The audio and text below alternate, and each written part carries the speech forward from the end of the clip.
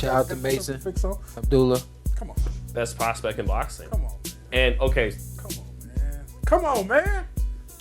Come on, man. That dude is good. Yeah. Damn. Oh, yeah.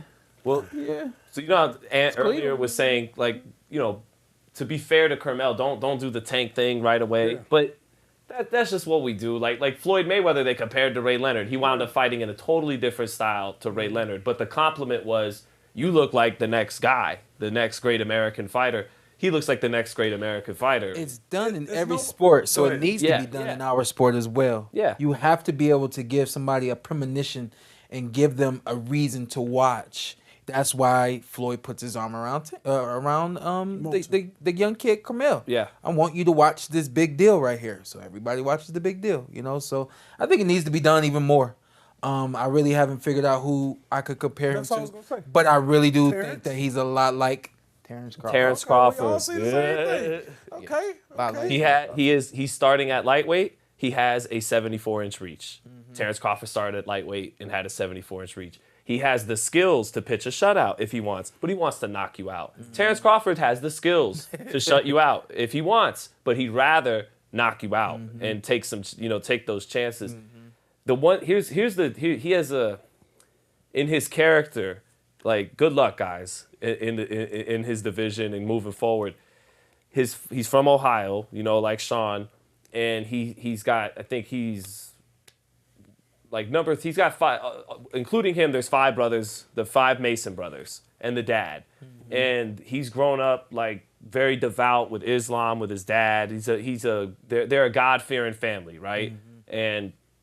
And so all the brothers and the father, they kind of have this humble, almost meekness to them, right? They're very humble, meek people. And Abdullah has it too. But what's different about him than the rest of the brothers is he has that edge, that meanness, that little bit of cockiness, that little bit of I'm the shit that you need to be that guy. And like Terence, That's exactly what separates him from everybody else. Go ahead. But guess what? He's not going to get gobbled up by any of that cockiness because his brothers and his dad are humble. His foundation. Going to keep him grounded. But I was the same way. I didn't voice it and anything like that. But my fights were like, always wanted to be the fight of the night. Didn't matter where I was on the card. And I always thought, like, I don't care who you are, what you can do.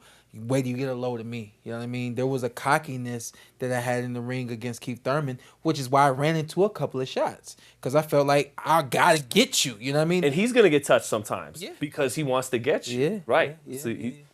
So great comparison right there. Everything that you just broke it all the way down. Abdullah, I think, is probably the best. That when we talk about the future of boxing, he probably is at the top of that list. You know what his biggest issue is going to be is marketing wise. Will people gravitate to just a really good ass fighter who doesn't have no nonsense to say, isn't gonna chastise and demean his opponent, isn't gonna do nothing too flashy outside the ring? Will people just simply settle for a superb young fighter? We got Boots next week. I think that's kind of the situation with Boots. He's struggling to move the needle, right? Even though no one questions the talent, but so. Well, we said that with talent. I mean, with Terence, struggle to move. That was kind he of beat his way into. Yes, like, I'm and gonna he beat will too. Everybody. But right. He had to beat his way in, and it just took him a lot of time.